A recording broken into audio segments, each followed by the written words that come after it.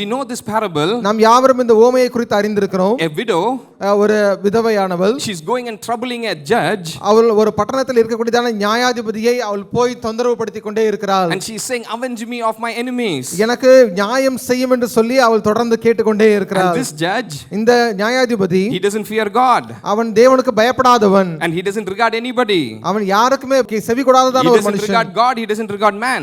அவன் தேவனுக்கும் அவன் செவி கொடுப்பதில்லை, மனுஷருக்கும் அவன் செவி கொடுப்பதில்லை. But this widow, ஆனால் இந்த விதவையோ, she knew that, அதை அறிந்திருந்தும், she's going on pestering this judge. ஆனாலும் அவள் போய் அந்த நியாயாதிபதியை தொடர்ந்து அவள் கேட்டுக்கொண்டே இருக்கிறாள். And verse 6, இந்த 6ஆம் வசனத்திலே நாம் பார்க்கிறோம். and the Lord said, பின்னும் கர்த்தர், hear what the unjust judge saith. அநீதியுள்ள அந்த நியாயாதிபதி சொன்னதை சிந்தித்து பாருங்கள். And shall not God avenge his own elect which cry day and night unto him? அந்தபடியே தேவன் தம்மை நோக்கி இரவும் பகலும் கூப்பிடுகிறவர்களாகிய தம்மால் தெரிந்து கொள்ளப்பட்டவர்களின் விஷயத்தில் நீடிய பொறுமையுள்ளவராய் இருந்து அவர்களுக்கு நியாயம் செய்யாமல் இருப்பாரோ? Though he bear long with them. அவர்களோடு கூட நியாயம் செய்யாமல் இருப்பாரோ? So those who cry day and night, ஆகவே இரவும் பகலும் கூப்பிடுகிறவர்களாகிய, those who always pray, இரவும் பகலும் ஜெபிக்கிறவர்கள், and God is saying, and shall not God, தேவன் நம்மை நோக்கி பார்க்காமல் இருப்பாரோ? verse 7, and shall not God avenge his own elect? அவர்களுக்கு அவர் நியாயம் செய்யாமல் இருப்பாரோ? Today you and I are his elect. நாம் இன்றைக்கு நீங்களும் நானும் அவராலே தெரிந்து கொள்ளப்பட்டவர்களாக இருக்கிறோம். And here it says God shall avenge his own elect. இந்த இடத்துல வேதம் சொல்கிறது அவராலே தெரிந்து கொள்ளப்பட்டவர்களுக்கு அவர் நியாயம் செய்யாமல் இருப்பாரோ? But there is one word, though he bear long with them. ஆனாலும் இந்த இடத்துல சொல்லப்பட்டிருக்கிறது நீடிய பொறுமையுள்ளவராக இருந்து. And then in verse 8, 8ஆம் வசனத்திலே, I tell you, நான் இப்படியாய் சொல்லுகிறேன். who is telling this? யார் இதை சொல்லுகிறது? Jesus is telling this. இயேசு கிறிஸ்து விதமாய் சொல்லுகிறார். That he will avenge them speedily. அவர் சீக்கிரமாய் அவர்களுக்கு நியாயம் செய்வார். If there is something that we have been waiting for, ஆகவே நாம் எந்த காரியத்திற்காக காத்து கொண்டிருக்கிறோமோ, and when we are praying always, எதற்காக நாம் தினமும் ஜெபித்துக் கொண்டிருக்கிறோமோ, and Jesus is saying, அந்த இயேசு கிறிஸ்து சொல்லுகிறார், shall not God avenge his own elect? தேவன் அவர்களுக்கு நியாயம் செய்யாமல் இருப்பாரோ? I tell you, நான் உங்களுக்கு சொல்லுகிறேன், God will answer your prayer.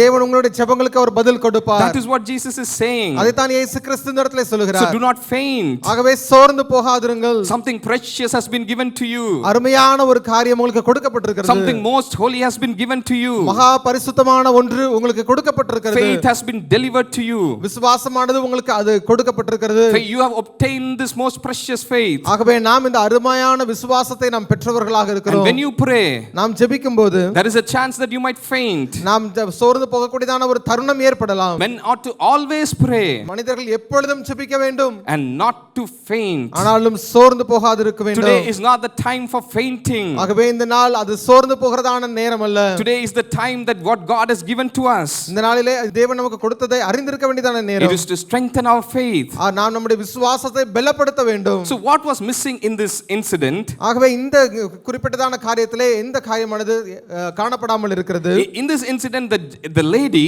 இந்த காரியத்திலே அந்த விதவையானவள், the widow, what she is doing, she is ready to wait.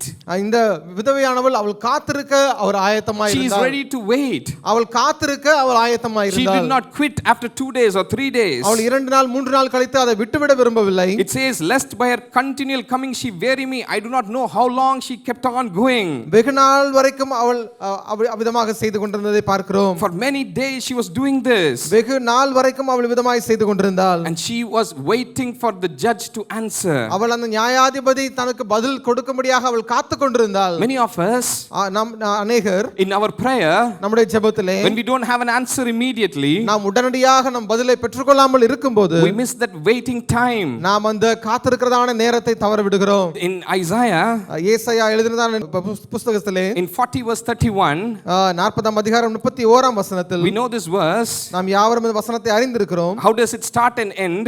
இந்த வசனமானது எப்படியாக ஆரம்பித்து எப்படியாக முடிகிறது?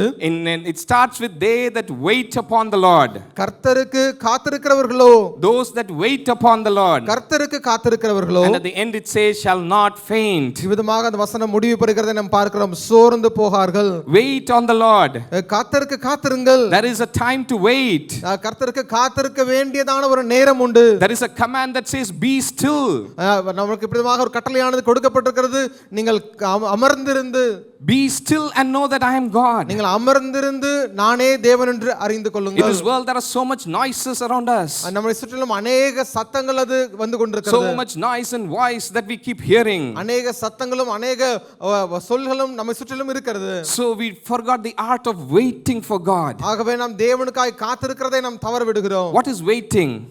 காத்திருக்குதல் என்றால் என்ன? We all would have waited for many things. நாம் அநேக காரியங்களுக்காக காத்து We would கொண்டிருக்கிறோம். have waited in a queue. நாம் நம்ம கியூவிலே நம்ம காத்து கொண்டிருக்கிறோம். We waited for many things. நாம் அநேக காரியங்களுக்கு நாம் காத்து கொண்டிருக்கிறோம். In Isaiah 40 it says, wait upon the Lord. ஆனால் ஏசாயா 40 அதிகாரம் 31 வசனம் சொல்கிறது, கர்த்தருக்கு காத்திருங்கள். Waiting on the Lord is the secret not to faint. கர்த்தருக்கு காத்திருப்பது அது நன்மையான காரியம், அது சோர்ந்து போவதற்குண்டான காரியம் அல்ல. And Jesus knew this, and that's why he said that he has said this parable that men ought always to pray and not faint. இயேசு கிறிஸ்து இந்த காரியத்தை அறிந்திருந்தபடினாலே அவர் விதமாக சொல்லுகிறார், மனுஷர்கள் ஜெபிக்கும் பொழுது அவர்கள் சோர்ந்து போகாமல் அவர்கள் காத்திருக்க வேண்டும் என்று சொல்லி. So the three things that we saw in this parable. ஆகவே இந்த ஓமையிலே நாம் மூன்று காரியங்களை பார்த்தோம்.